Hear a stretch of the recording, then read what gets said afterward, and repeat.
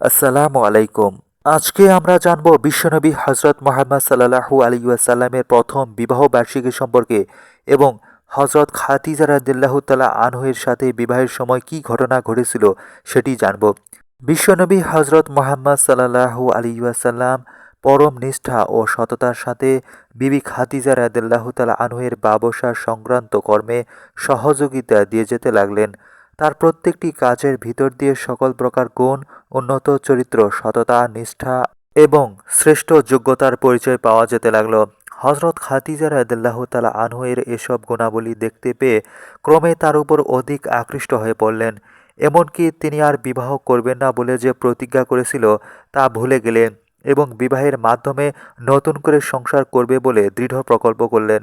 হজরত খাদিজা রাদিয়াল্লাহু তাআলা আনহু-এর বুদ্ধিমতী পরিচারিকা ছিলেন নাফিসা। হজরত খাদিজা রাদিয়াল্লাহু তাআলা আনহু একদিন তার কাছে নিজের মনের ইচ্ছা উপস্থাপন করলেন। নাফিসা তখন তাকে বলল, আপনার আর কিছুই করতে হবে না, আমি সব কিছু ব্যবস্থা করে দিচ্ছি। একদিন নাফিসা বিশ্বনবী হজরত মুহাম্মদ সাল্লাল্লাহু আলাইহি ওয়াসাল্লামের কাছে উপস্থিত হয়ে প্রথমত ব্যবসা সম্পর্কিত আলাপ আলোচনা করে কথায় কথায় বিশ্বনবী হজরত মুহাম্মদ সাল্লাল্লাহু আলাইহি ওয়াসাল্লাম এখনও কেন বিবাহ করছে না বলে তিনি জানতে চাইলেন। তখন বিশ্বনবী হজরত মুহাম্মদ সাল্লাল্লাহু আলাইহি ওয়াসাল্লাম তার আর্থিক অনটনজনিত কারণের কথা বললেন। এরপর বিশ্বনবীর উত্তরে নাফিসা বলল, মনে করো যদি কোনো সুন্দরী, বুদ্ধিমতী, বিদুষী এবং বিরাট ধনশালী মহিলা আপনাকে বিবাহ করতে রাজি হয় আর বিবাহ বাবদ আপনার সকল খরচ বহন করতে থাকে, তাহলে কি আপনি এ ধরনের বিবাহ করতে রাজি আছেন?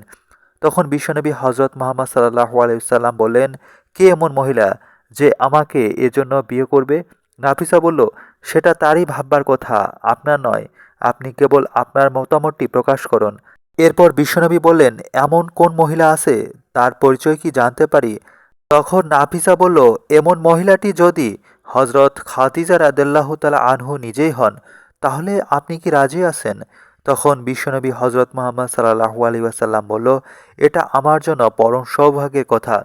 তবে এ ব্যাপারে আমার চূড়ান্ত মতামত নির্ভর করে আমার চাচা আবু তালিবের উপর, যেহেতু তিনি আমার মুরব্বী, তাই এ বিষয়ে তার সাথে একটু পরামর্শ এবং আলাপ আলোচনা করে নিতে হয়।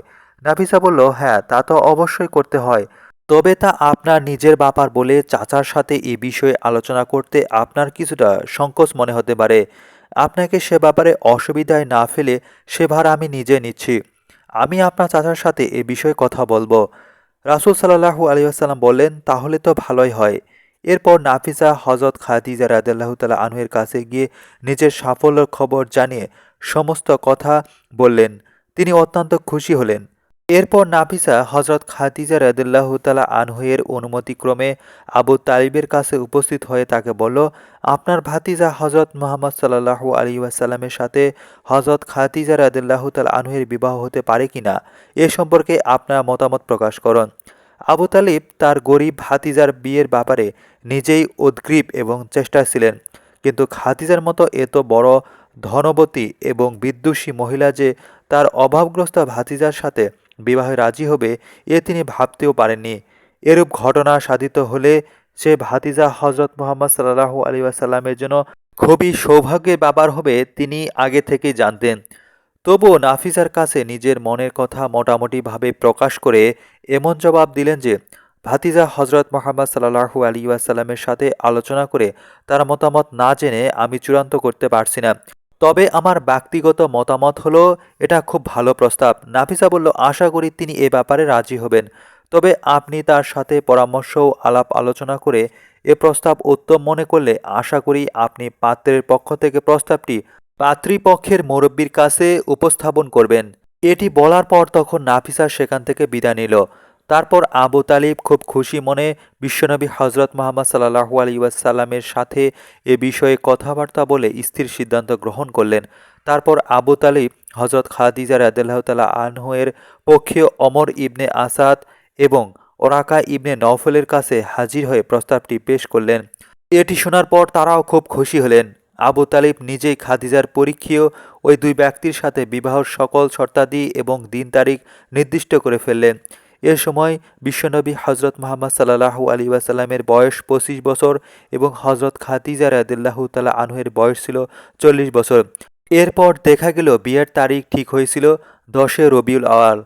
নির্ধারিত সময়ে মহানবী হজরত মুহাম্মদ সাল্লাল্লাহু আলাইহি ওয়াসাল্লামের পক্ষ থেকে আবু তালিব, হজরত আমির হামজা, হজরত আব্বাস এবং আরও কতিপয় গণ্যমান্য ব্যক্তি ও আত্মীয়স্বজন আর হজরত খাদিজা রাদিয়াল্লাহু তাআলা আনহু-এর পক্ষে তার চাচা ওমর ইবনে আসাদ, ওরাকা ইবনে নওফেল এবং আরও কিছু সংখ্যক গণ্যমান্য লোক ও আত্মীয়স্বজন হজরত খাদিজা রাদিয়াল্লাহু তাআলা আনহু-এর বাড়িতে হাজির হয়ে শুভ বিবাহ সম্পন্ন করে দিলেন।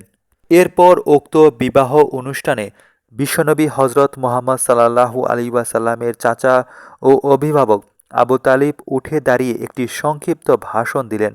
তিনি উপস্থিত ব্যক্তিদেরকে লক্ষ্য করে বলল, সকল প্রশংসা সে মহান রাব্বুল আলামিনের, যিনি আমাদেরকে মহামান্য নবী হজরত ইব্রাহিম আলাইহিস সালামের বংশে জন্মগ্রহণ করার সৌভাগ্য দান করেছেন আর কাবাঘর রক্ষণাবেক্ষণ করার সৌভাগ্য প্রদান ও সম্মানিত করেছেন।